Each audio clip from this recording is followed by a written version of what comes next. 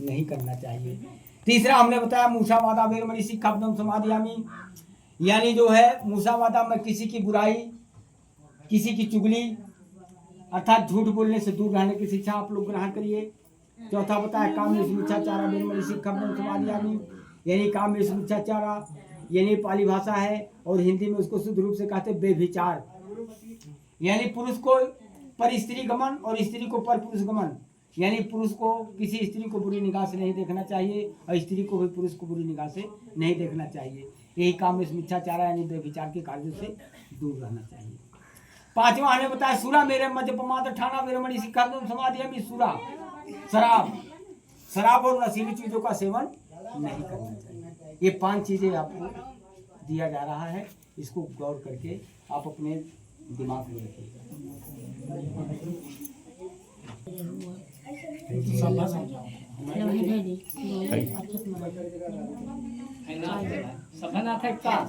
नहीं है ये दोनों जरूरी ना सबके लाभ है। पकड़ के पहला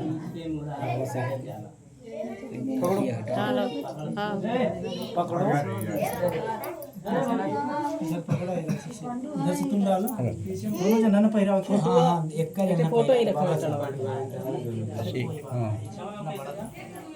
मूर्ति हाँ नहीं नहीं नहीं अरे वो रहा लटकला रहेगा थोड़ा हटाओ, अरे थोड़ा हटाओ वो ऊपर लटक ना पाए वजन है नहीं।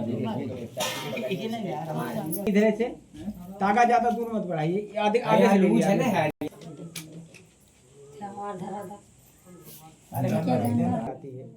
बच्चों को मिलता ज्ञान जवानों में विक्रम आता है, नारी समाज रूपशील युद्धों में सदगुण आता है। आदि वंश की कथा का यह प्रथम अध्याय हुआ। श्री सज्जन सभी सुनिए ध्यान लगा। बहुत पुराने समय की बात है। विंध्य पर्वत के उत्तर में एक शैल पर्वत के समीप एक जलाशय था, एक तालाब था।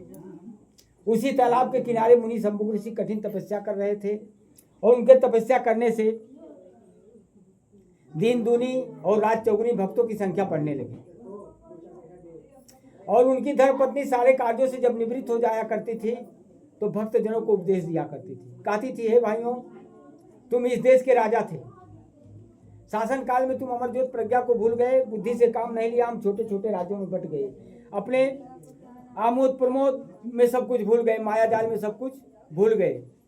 तुमने उनको शरण दिया, जो यही तुम्हारे राजा बने हुए हैं। उन्होंने कहा, भाई आप जिस ब्राह्मण को बसाए, जिस ठाकुर को बसाए, वही आपकी जमीन, आपका धर्म अधर्म जो भी किए आपको निर्धन बना दिए। किसी समय तुम सिंह थे, आज सियार बने हो। ऐसे ही अनेक उपदेशों से उनकी धर्मपत्नी सबको उपदेश दिया करती थी और कहती थी, आप लोग खोई शक्ति को पुनः संचित करो, पुनः संगठित हो जाओ, सब लोग रात दिन जुट करके विद्या का अर्जन करो। ऐसे ही अनेक उपदेशों उनकी धर्मपत्नी सबको उपदेश दिया करती थी।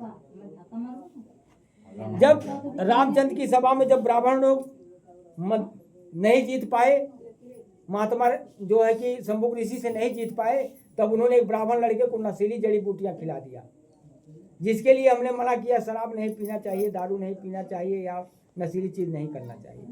तो उन्होंने एक नशीली जड़ी बूटियां लड़के को खिला करके बेहोश कर दिया। जब वो ब्राह्मण का लड़का बेहोश हो गया, मुर्दे के समान हो गया, तब ब्राह्मण रोता हुआ राम के दरबार में पहुंचा। उन्होंने कहा, है राम, आपके राज में बड़ा अन्याय हो रहा है, बड़ा अनर्थ हो रहा है। यहाँ तो शूद्र तपस्या कर रहे हैं, उनकी तपस्या करने से ब्राह्मण का लड़का मर गया है और आप जितने ही जल्दी शंभु ऋषि को मारेंगे उतने ही जल्दी ब्राह्मण का लड़का जी उठेगा। ये बताइए, किसी के मारने से कोई जिंदा हुआ? इस प्रकार ब्राह्मण मंत्रियों ने राम को भी धोखा दिया और राम मंत्री को बात मान करके पूरब पश्चिम उत्तर में उन्हें कोई सूद तपस्वी ना दिखाई दिया। तो अब वो दक्षिण दिशा की ओर चले। जब वो दक्षिण दिशा की ओर चले तो देखे विंध्याचल पर्वत के उत्तरी भाग में शैल पर्वत के समीप एक घने बरगद के पेड़ के नीचे भव्य मूर्ति, गंभीर मुद्रा, तेज मसाल प्रकाशमान चेहरे को देख करके उनका पापी मन दहल गया। राम को शंभु ऋषि के सामने जाने की हिम्मत ना हुई। तब उन्होंने एक शिष्य द्वारा संदेश भेजा। उन्होंने कहा, हे ऋषि, मैं कुछ जानने के लिए आया। शंभु ऋषि ने कहा, बताइए आप क्या जानना चाहते हैं? राम ने कहा, तुम किस वंश में उत्पन्न हुए हो? आज भी है, हम कहीं जाते हैं, कोई सुंदर सुशील बालक हमारे घर का देख लेता है, कहता है कौन जाति है, जाति लोग पूछ लेते हैं। है ना, आज भी वो चीजें हैं। तो उन्होंने कहा आप किस वंश में उत्पन्न हुए हैं? शंभू ऋषि ने कहा मैं भारत के आदि वंश में उत्पन्न हुआ हूँ। हमारे पुरखों का भारत में राज्य था। अरे राजा बलि थे, राजा महिषासुर थे, जयद्रथ थे, ये सब हमारे राजा थे। उनको मार करके यही जब राजा महिषासुर को मारे तब लोग 10वां राजा था ये हमारा। इसको जब मारे तब लोग कहे 10 हरा, यानी 10वें को हरा। यही दुर्गा मारी थी, तब नाम रख दिए लोग 10 हरा। वो लोग तो मनाते, हमारे लोग क्यों जाते मनाने भाई? 10 हरा कि 10 खरंधा का नहीं, 10 हरा यानी 10वें को हराया। जैसे त्योहार कहते हैं ना, त्यों माने तुम्हारी, हार माने हार, यानी क्या है? तुम्हारी हार है। जैसे दशहरा मनाते हैं आप लोग, उसी तरह त्योहार का दशहरा त्योहार है, इसलिए आपकी वो हार है, क्योंकि आपके राजा को मार दिया गया। तब उन्होंने शंभू ऋषि ने बताया कि भाई मैं केवल मानव जाति बनाना चाहता हूँ। यह सुनकर के ब्राह्मणों के होश उड़ गए। उन्होंने कहा कि अब तो जात पात ऊंच नीच का सभी भेदभाव मिटा करके केवल मानव जाति बनाना चाहते हैं। यह सुनकर के राम के होश उड़ गए। राम ने सोचा कहीं थोड़े दिन और जिंदा रह गए तो फिर आदिवासियों का राज हो जाएगा। इसीलिए उन्होंने कहा हे ऋषि, मैं तुम्हें दंड देने आया हूँ। शंभू ऋषि ने कहा मैंने चोरी नहीं किया, मैंने किसी घर में आग नहीं लगाई, मैंने किसी का धन नहीं लूटा, मैंने जो है किसी के साथ व्यभिचार नहीं किया। क्या यही तुम्हारा धर्म है? तब उन्होंने कहा हे ऋषि, तुम्हारे ज्ञान के आगे मेरा मस्तक झुक रहा है, लेकिन ब्राह्मण मंत्रियों ने बताया कि तुम्हारी तपस्या करने से देश में पानी नहीं बरसा। इन्हीं दोनों के बातचीत के दौरान उनकी धर्मपत्नी तुंगभद्रा आ गई। उन्होंने कहा राजन, मेरे पति को क्षमा कर दीजिए। तो शंभू ऋषि ने नारी को रोक करके बोला, तुम वीर नारी हो, तुम किससे क्षमा मांगती हो? अन्यायी राजा से क्षमा मांगना धर्म और पाप है। मैं अपने धर्म पर मिटने के लिए तैयार हूँ। जैसे मुनि राम ने मुनि को मारने के लिए तलवार निकाली, तुंगभद्रा डांट करके बोल उठी, अन्यायी राजा, मेरे पति को मारने से पहले मेरा सिर गर्दन से अलग कर दे। चुप क्यों हो रहा है? हाथ क्यों रुक गया? देखो तेरी तलवार मेरे पति पर कैसे चलती है। रामचंद्र के होश उड़ गए और हाथ रुक गया। वो इधर उधर देखने लगे। बोले पतिव्रते, मैं सत्य और धर्म की रक्षा करने आया हूँ। शंभू ऋषि ने कहा धर्म तो तुम में है ही नहीं, तुमने अपने स्वार्थ के लिए गिरिसात को गले लगाया, सबरी के जूठे पैर खाए, और हनुमान तुम्हारे साथ कितना उपकार किया था, परंतु तुमने उसका मुंह काला कर दिया, उसके पूंछ में आग लगा दी, सदा ही तुमने उसे अपने पैरों के पास बिठाया। क्या मैं आपकी भलाई करूं तो आप हमको पैर के नीचे बैठाइए? यह कहते हुए मुनि शंभू ऋषि ने अपनी गर्दन नीची कर दी। निरही राम ने चमकती हुई तलवार से आदिवासी भारत रत्न का वध कर दिया। तुंगभद्रा बेहोश हो गई और होश में आने पर उन्होंने श्राप दे दिया कि राजन जाओ, मेरे पति को मार करके घड़ी भर भी चैन ना पाओगे। द्विज लोग भले तुम्हें भगवान का अवतार मान ले, किंतु आदिवासी तुम्हें हत्यारा ही कहेंगे। लोग जानते हैं रामचंद्र को जीवन भर भी चैन ना मिला, और इस प्रकार शंभू ऋषि भारत में आदिवासियों को अपनी मर्यादा, अपने प्राण दे करके कायम रखा। अध्याय प्रथम पावनकित का शासन यहाँ से होता है। सुनने से धन संतान बड़े, आलस का सब कुछ होता है। बोलो शंभू ऋषि की।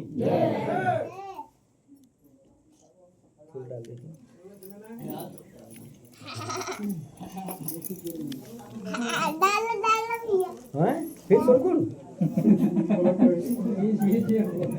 उन्होंने कहा कि द्वापर युग में जब महाभारत का युद्ध समाप्त हो गया तो उसमें पांडव लोग विजयी हुए।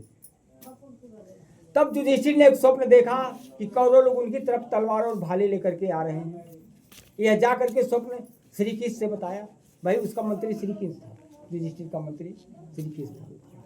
श्री कृष्ण ने कहा हे युधिष्ठिर, तुम्हें महापातक लग गया है और इससे मुक्ति पाने के लिए भोजन जग प्रारंभ करवाइए। और जो है कि ऊंचे पे घंटा बांध दिया, बोला जब आपका भोजन जग पूरा हो जाएगा तो यह घंटा अपने आप 7 बार बजेगा। भोजन जग प्रारंभ हुआ। हजारों ऋषियों मुनियों ब्रह्मचारियों ने भोजन किया, परंतु एक बार भी घंटा ना बजा। तब आकर के फिर श्री कृष्ण के पास युधिष्ठिर ने कहा अरे महाराज, घंटा तो नहीं बजा। उन्होंने कहा हे युधिष्ठिर, तुम्हारे जग में सुपाऋषि सुदर्शन नहीं आए हैं। भाई आज भी आप देखिए, ब्राह्मणों के घर या ठाकुरों के घर कोई मांगलिक कार्य होता है, विवाह होता है, तो आपको न्योता नहीं देंगे। और जब कोई मर जाएगा उनके घर तो पूरे गांव दे देंगे न्योता। किस लिए देते भाई, क्यों जाते हो खाने? शुभ में नहीं बुलाते हो, अशुभ में क्यों बुलाते हो भाई? ये कभी किसी ने कहा नहीं? बस हे बाबा आज सांझ के चले जो पूरी खाए, कहते हैं ना।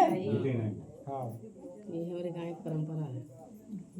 तब उन्होंने कहा कि जब तुम्हारे यज्ञ में 80,000 ऋषि मुनि,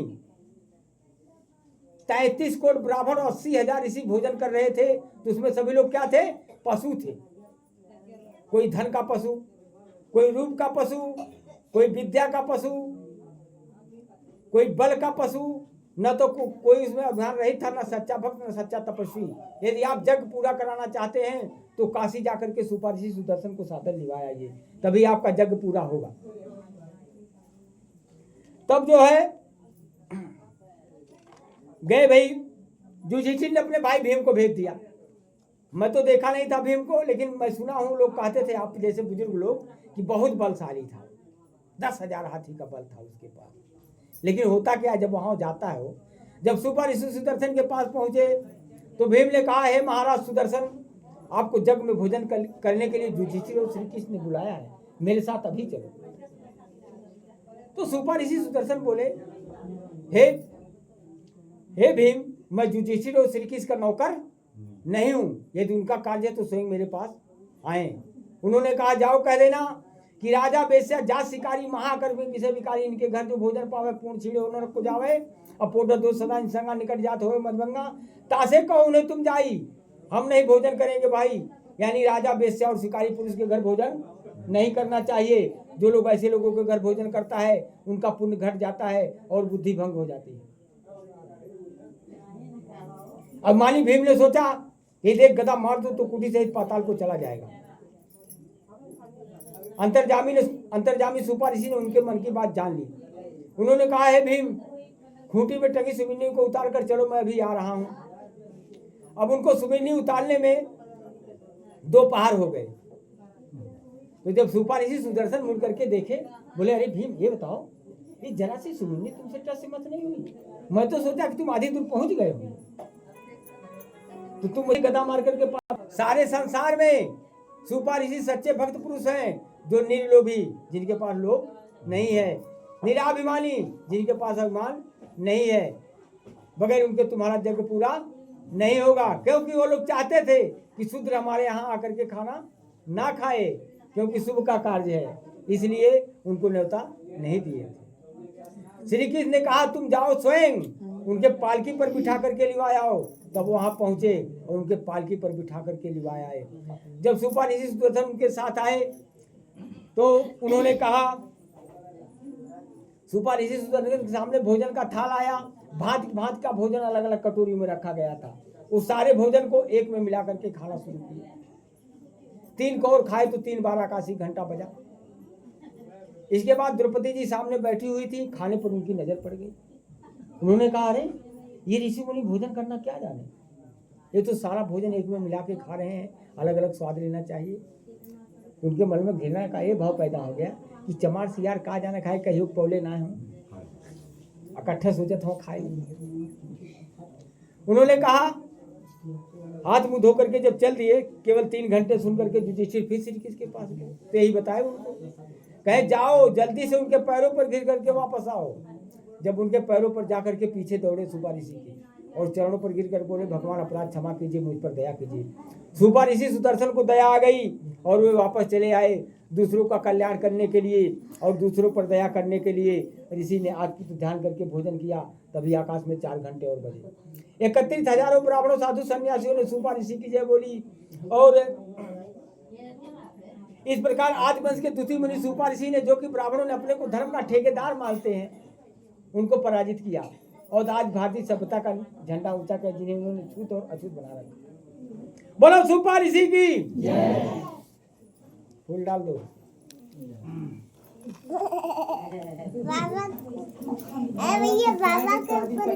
बाबा को कल्याणी मार्ग बताता हूँ, जिससे बढ़ता धनधान सभी में उसका द्वार दिखाता हूँ। तेता मुनि शंभु ऋषि द्वापर में सुपाऋषि आए, एकलव्य उसी समय जनता के मन में वह कलयुग में रहदास संत पंडों का मान घटाने को।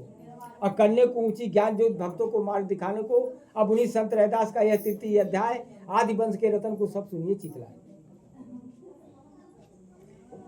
भारत में करोड़ों शूद्र अछूत आदिवासी लोगों को सहारा देने वाले समाज सुधारक संत रैदास जी काशी के पास एक गांव में पैदा हुए थे। इनके पिता का नाम मानदास और माता का नाम कर्मा था और इनकी धर्म पत्नी का नाम लोना चमारिन था। ये बहुत ही सती साध्वी देवी थी, रोज हजारों बच्चों की दवा करती थी। इनके पिताजी आज भी इनके नाम से मत प्रचलित है। चाहे कोई ब्राह्मण हो या ठाकुर हो, अगर झाड़ने फूकने वाला काम करता होगा तो लोना चमारिन का नाम जरूर लेता होगा। वो भी तो स्त्री थी। इनके पिताजी ने इन्हें बचपन से इन्हें अपने पैरों पर खड़ा होने वाला बना दिया। जात पात के आडंबर में इनका मन नहीं लगता था। भगवान बुद्ध की सीधी लोक कल्याणकारी वाणी में इनका मन रम गया। अपने पुराने गौरवपूर्ण इतिहास को जान करके और अपने साथियों के साथ जाते, लोगों को उपदेश करके समझाते और ढोंगी और पाखंडियों को बुद्धि के बल से पराजित करते। जब ज्ञान में ब्राह्मण लोग महात्मा रैदास से न जीत पाए, तब अनेक ब्राह्मण विद्वानों की मुंह की खानी पड़ी। तब ब्राह्मण लोग जाकर के काशी के राजा वीर सिंह से शिकायत किए कि रैदास शूद्र जाति का होकर के अब वर्ण व्यवस्था के विरुद्ध तपस्या कर रहे हैं।